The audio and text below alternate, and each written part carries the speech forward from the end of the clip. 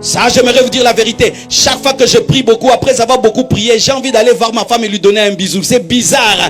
Quand ça avait commencé et que je venais de me marier, je me dis, mais ça c'est quoi? C'est que quand je prie beaucoup, quand je ressens trop l'amour pour Dieu, et puis je commence à beaucoup aimer ma femme. En soi, c'est ça la vérité, mon frère. Lorsque tu as la révélation de Dieu, va te donner la révélation des hommes. Lorsque tu as la révélation de Dieu, tu vas comprendre la place des hommes dans ta vie. Certains même sont mariés, mais sont ennemis à leur femme. Certains sont mariés, ennemis à leur mari. Alors que le premier ami que Dieu te donne, c'est ta femme, c'est ton mari.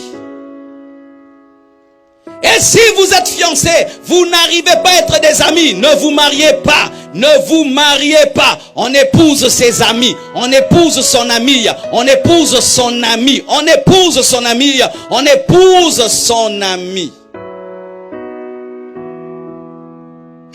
Et la Bible dit dans Matthieu 18, verset 19, je vous dis encore que si deux d'entre vous s'accordent sur la terre pour demander une chose quelconque, elle leur sera accordée par mon Père qui est dans les cieux. Car là où deux ou trois sont assemblés à mon nom, je suis au milieu d'eux. Je suis au milieu d'eux. Quand tu pries avec ta femme, il est là. Quand tu pries avec tes enfants, il est là. Quand vous priez à l'intercession à deux, il est là. Quand vous êtes à deux, il est là.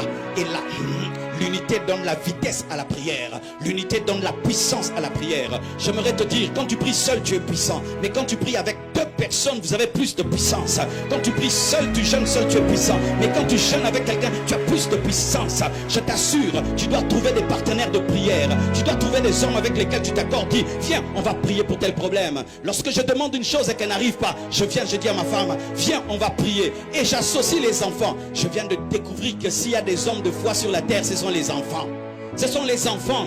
J'avais besoin d'acheter une maison, mes frères, et je n'avais rien. Et puis je l'ai demandé à Dieu. Et Dieu m'a dit, va chercher tes enfants. Dis-leur, demandons cette maison. Et tu sais, quand un enfant demande une maison, il n'a que faire de ton compte en banque. Il n'a que faire du prix de la maison. Il demande seulement la maison comme on demande un jouet. Et dit, Père, donne à papa l'argent pour acheter cette maison. Et Dieu a donné. Pourquoi? Parce qu'ils ont demandé comme des enfants. Et Dieu honore la foi des enfants. Trouvez des hommes avec lesquels vous priez. Ne soyez pas toujours là en train de causer avec les gens. Ayez des gens avec qui vous priez, avec lesquels vous priez. Vous vous tenez devant Dieu. Et j'encourage tous les mariés. Priez avec vos femmes, priez avec vos maris. Le diable n'aime pas le culte familial. Il n'aime pas que les femmes prient avec leurs maris et que les maris prient avec leurs femmes. Il n'aime pas que les familles prient ensemble. L'un des combats que tu remarqueras, mon frère, c'est prier avec ta femme, c'est difficile. Prier avec tes enfants, c'est difficile. Pourquoi? Il aimerait que nos familles puissent regarder les films ensemble, regarder la télé ensemble, que nous puissions manger ensemble, causer ensemble, mais jamais prier ensemble. Avez-vous un culte familial? Quel est le jour où toi et tes enfants vous priez ensemble? Quel est le jour où toi et ton mari vous priez ensemble? Quel est le jour où toi et ta femme vous priez ensemble? Quand est-ce que tu apprends à tes enfants à prier? Quand est-ce que tu apprends à ta femme à prier? Quand est-ce que tu apprends à ton mari à prier? Quand est-ce que tes enfants te voient t'agenouiller et parler à Dieu? La prière devient puissante lorsque nous prions à deux. Dieu t'exauce quand tu pries seul, mais Dieu t'exauce davantage quand tu pries dans l'unité. L'un des avantages de l'unité, c'est que lorsque tu deviens faible, tu as quelqu'un à ta disposition pour te relever. As-tu quelqu'un dans ta vie qui te garde vivant? Qui veille sur ta doctrine? Qui veille sur ta foi? Qui veille sur ta vie de prière? Qui veille sur ton onction? Qui veille sur ce que tu es? Est-ce que tu as quelqu'un qui te garde au chaud? Et quand tu commences à te refroidir dans la prière, te refroidir dans la méditation de la parole, tu commences même à te refroidir dans tes projets, dans ton rêve, dans ton aspiration qui peut te dire, mais je trouve que tu commences à te relâcher, je trouve que tu commences à abandonner. Est-ce que tu as un tel homme? L'avantage de l'unité, mes frères et sœurs, c'est que tu peux être chauffé dans le froid. C'est-à-dire que tu ne vas pas mourir alors que tout le monde meurt parce que tu as quelqu'un. La Bible dit que s'ils luttent contre quelqu'un, et s'ils sont à deux, ils résisteront. Ils résisteront, c'est-à-dire que l'unité nous donne la capacité de vaincre dans le combat et de résister contre quelque chose qui pouvait te dominer. J'avais un secret lorsque je m'étais converti. Lorsque je voulais abandonner un péché, je le disais à un frère. Et je lui disais, Dieu m'a dit que ça c'est mal. Alors je te le dis. Et je te promets, chaque fois que je commettrai ce péché, je viendrai te le dire. Ainsi ce frère m'aidait à vaincre le péché. Est-ce que tu as quelqu'un qui t'aide à vaincre le mal, à vaincre le diable, à vaincre les démons, qui veille sur toi et qui entre dans tes combats spirituels? Est-ce que tu as quelqu'un qui te dit, donne-moi ta requête, je vais aller en prière pour ça? Est-ce que tu as quelqu'un qui te dit, donne-moi ta requête, je vais aller à la veiller pour toi?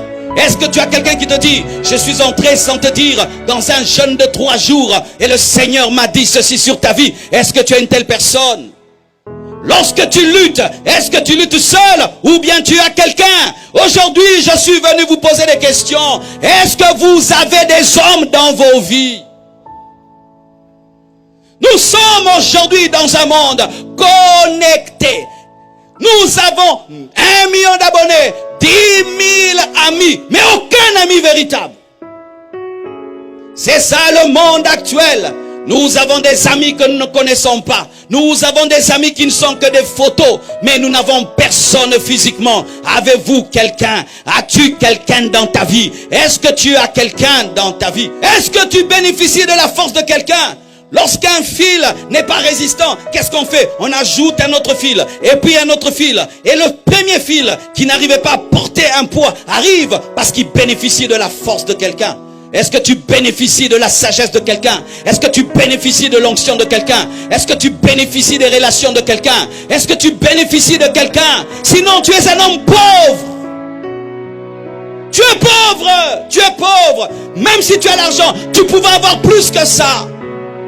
Tu pouvais être plus que ce que tu es. Si tu respectais la place des hommes dans ta vie, tu n'as jamais vu Dieu. Mais je t'assure, quand Dieu veut apparaître un homme, il envoie un homme. Quand Dieu a voulu sauver le monde, il a envoyé un homme, Jésus. Mais il y a des gens ici qui méprisent les hommes. Moi, c'est Dieu. C'est Dieu. C'est Dieu. Oui, la croix avait un bois vertical, mais aussi un bois horizontal. Le bois vertical, c'est ta relation avec Dieu, mais horizontal, c'est avec le brigand.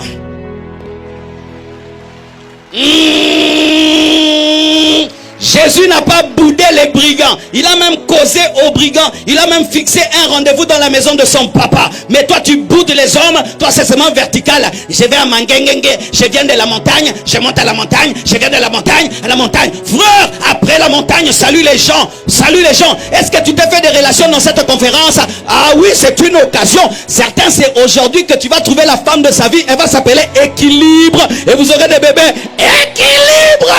Je commence à prêcher. Alléluia.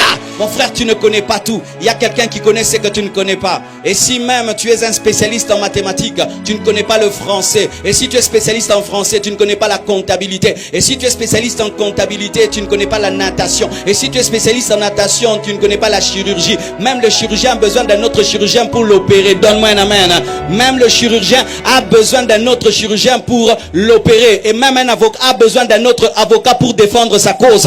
Alléluia. Même si tu es avocat, tu auras besoin d'un avocat. Nous avons toujours besoin de quelqu'un. Même le président a besoin d'un chauffeur. Même le président a besoin d'un cireur. Même le président a besoin d'un coiffeur. Nous avons toujours besoin de quelqu'un. Vous qui dites je m'en fous de tout le monde, vous êtes des pécheurs. C'est un péché. Le péché, ce n'est pas seulement l'impudicité, l'orgueil ou l'adultère. C'est aussi dire je m'en fous des hommes. Quand tu dis je m'en fous des hommes, tu te fous de l'image de Dieu. Alléluia, tu te fous de l'image de Dieu. C'est comme si tu dis pasteur Marcelo, je t'aime, mais j'insulte ta photo. Si je te trouve devant ma photo, tu es en train de l'insulter. Tu m'as insulté. Et lorsque tu insultes un homme, tu méprises un homme, tu as méprisé et insulté son créateur. Apprenez à respecter les hommes. Apprenez à respecter les hommes. La présence de Dieu nous apprend à respecter les hommes. Et lorsque Jonathan a compris Dieu, il a compris David. Il a compris Dieu, il a compris David, que ce n'était pas seulement un berger, mais c'était aussi le futur roi. Lorsque tu es dans la présence de Dieu, il va te révéler la destinée des hommes dans ta vie et ta destinée par les hommes. Ainsi tu comprendras que tel est important, tel est important, tel aussi est important. Jésus, avant de choisir ses disciples, passait du temps dans la présence de Dieu. Donne-moi un amen. Si un homme qui pouvait venir sur la terre et dire je n'ai besoin de personne, c'est Jésus. Il pouvait dire je vais faire un ministère moi-même. Moi-même je vais prêcher. Moi-même je vais tout faire. Mais Jésus, le Fils de Dieu, va choisir des apôtres. Et en plus, quel genre d'apôtres? Des hommes remplis des défauts. Des défauts, tu vois vraiment des défauts. Un Pierre dans ton église va tuer l'église. Vraiment un Judas, vraiment il te tue le même jour. Mais Jésus choisit Judas. Il avait même besoin de quelqu'un pour le crucifier. Car le sauveur ne peut se crucifier lui-même, sinon c'est un suicidé. Et un suicidé ne peut ressusciter. Il faut donc que quelqu'un te vende. Il avait même besoin de Judas pour être vendu. Tu as besoin de quelqu'un. Tu as besoin de quelqu'un. Tu as besoin de quelqu'un. Tu as besoin de quelqu'un. Regarde ton voisin, dis-lui, tu as besoin de moi. Oh, regarde-lui bien. Tu as besoin de moi. Dis-lui, tu as besoin de moi. Le voisin de gauche, tu as besoin de moi. Le voisin de droite, tu as besoin de moi. Maintenant, dis, j'ai besoin de toi. Change maintenant. Dis, j'ai besoin de toi. Dis, j'ai besoin de toi. Oh, dis, j'ai besoin de toi. Et si tu as un problème avec lui, dis aussi, Limbi Sangai. Alléluia. Donne-moi un amen. Oh, Rabo Shanda Lava Sekete Rebosha. Les apôtres, l'église primitive, persévéraient dans l'unité, persévéraient dans la communion. Et cette communion a engendré la puissance, les signes, les prodiges et les miracles. Le Seigneur m'a dit aujourd'hui de dire à quelqu'un que l'isolement c'est de la vanité. L'isolement c'est de la vanité. Un homme seul est vaniteux. C'est impossible que tu sois un homme seul sur la terre sans être orgueilleux. Tous les hommes seuls sur la terre sont des orgueilleux. C'est écrit dans la parole, Ecclésiaste 4, verset 8. Tel homme est seul et sans personne qui lui tienne de près. Il n'a ni fils ni frère. Et pourtant son travail n'a point de fin. Et ses yeux ne sont jamais rassasiés de richesses. Frères et sœurs, quand tu es seul, tu travailles beaucoup. Ce que tu gagnes, ce sera pour qui? Quand tu es seul, tu bosses dur. Mais après, quand tu mourras, ce sera pour qui? Quand tu es seul et tu es heureux, si tu ne partages pas ton bonheur, tu ne seras jamais heureux. J'ai remarqué que le bonheur devient bonheur seulement quand il est partagé. J'aimerais parler à tous ceux qui sont ici, qui se glorifient de leur solitude. Tu es vaniteux. Tu es dans le vent. Quand tu finiras ce que tu fais, tu n'auras aucun successeur. Quand tu finiras ce que tu fais, même des étrangers viendront prendre ce qui est à toi. Tu n'as pas d'amis. Tu ne veux pas d'enfants. Tu ne veux rien du tout. Et il y a comme ça des hommes aujourd'hui. Une civilisation de solitude, alors que l'homme est un animal social. Et ce qui est même pire, c'est que même dans l'église, nous commençons à avoir des versets pour être seuls. Nous commençons à avoir des versets pour être seuls. Alors que le Fils de Dieu, Jésus-Christ de Nazareth, pouvait permettre à Jean de dormir sur sa poitrine. Mais il y a des gens qui disent, pire moroté, pire. C'est un mauvais mot en lingala. Mais tout homme doit avoir un meilleur ami. Même Jésus avait le disciple préféré. Même Jésus avait un disciple préféré et ce n'était pas l'injustice. Toi, tu n'as aucun humain sur la terre préféré. Tu n'en as pas. Tu n'as personne sur la terre que tu peux dire vraiment parmi les créatures que Dieu a créées. Il y a celui-ci qui est mon ami, mon meilleur. Il y en a qui se glorifient. Moi, je n'en ai pas. Je n'en ai pas. Je n'en ai pas. Vanité. Il te manque une case dans la vie. Je suis venu te dire qu'il te manque une case dans la vie. Tu n'as pas de meilleur ami. Tu n'as personne. Tu n'as que des connaissances et des camarades. Tu n'as personne au vrai sens du terme qui peut entrer dans ton combat. Est-ce que tu as quelqu'un qui, si tu es malade à 2 heures du matin, va venir? Est-ce que tu as quelqu'un qui peut aller vider son compte en banque pour résoudre ton problème? Est-ce que tu as quelqu'un qui peut jeûner jusqu'à maigrir pour que ton problème soit résolu? Tu n'en as pas. Je suis venu aujourd'hui vous révéler votre pauvreté. Votre pauvreté. humaine, relationnelle. Vous ne tissez pas les relations. Seulement rikibibibi, rikimbibimbi, rindindindimbi, rindimbi, lukape baninga, pruzutukubu. Jésus, le Fils de Dieu, avait des amis. Il a même appelé Judas mon ami. Toi, tu n'en as pas. C'est pourquoi tu as ta vitesse de 30 km à l'heure. Et tu sais, quand tu as 30 km à l'heure, tu vas plus vite que les vélos. Mais tu pouvais rouler comme une Ferrari. Ce n'est pas parce que tu vas vite que tu as ta vitesse. Il y a quelqu'un qui peut te pousser et t'amener encore plus loin. Ce n'est pas parce que tu as tout. Tu peux avoir plus. Jésus, lorsqu'il envoie ses disciples, il les envoie 2 à 2. Il pouvait les dire, allez tout seul. Pourquoi il les envoie 2 à 2? Parce que sur le chemin, l'un peut tomber, l'autre le relève. L'un peut être découragé, l'autre le relève. L'un peut être tenté, l'autre le relève. Jésus a envoyé 2 à 2. Même Samson, lorsqu'il a voulu brûler les champs des Philistins, il a pris des renards 2 à 2. Où est l'autre dans ta vie? Où est-il, l'autre? Où est l'autre? Où est l'autre? Où est l'autre? Vous savez, l'incapacité de garder des relations révèle souvent notre immaturité. L'incapacité de commencer une amitié et de la garder de sorte que même ton ami devient l'oncle de tes enfants est une maladie. Nos pères ont réussi cela. J'aimerais qu'on acclame nos pères. Acclamons nos papas. Papa, je t'acclame. Pourquoi? Parce que moi, quand j'étais enfant, je pensais que certaines personnes, c'était des oncles. C'était des petits frères de papa ou des grands frères. En grandissant, je me suis rendu compte qu'ils n'étaient pas des membres de la famille. Mais quelle profondeur dans la relation. Ils peuvent venir payer même vos frais académiques. Avez-vous de tels hommes? Chers chrétiens, la présence de Dieu amène l'équilibre. Amène l'équilibre.